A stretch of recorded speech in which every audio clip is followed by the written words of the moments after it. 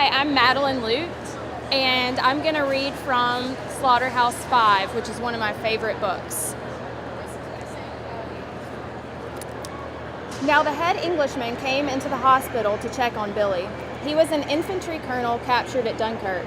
It was he who had given Billy morphine. There wasn't a real doctor in the compound, so the doctoring was up to him. "How's the patient?" he asked Derby. "Dead to the world." "But not actually dead." "No." "How nice, to feel nothing and still get full credit for being alive."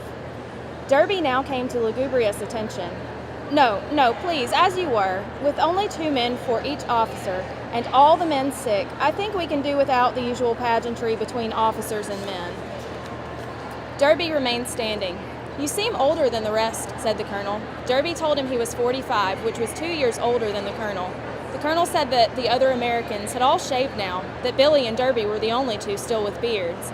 And he said, "You know, we've had to imagine the war here, and we have imagined that it was being fought by aging men like ourselves. We had forgotten that wars were fought by babies. When I saw those freshly shaved faces, it was a shock. My God, I said to myself, it's the children's crusade."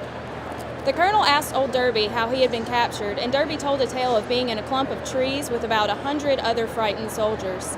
The battle had been going on for 5 days. The 100 had been driven into the trees by tanks.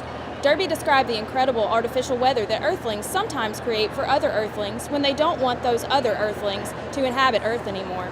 Shells were bursting in the treetops with terrific bangs, he said, showering down knives and needles and razor blades. Little lumps of lead in the copper jackets were crisscrossing the woods under the shell bursts, zipping along much faster than sound. A lot of people were being wounded or killed, so it goes.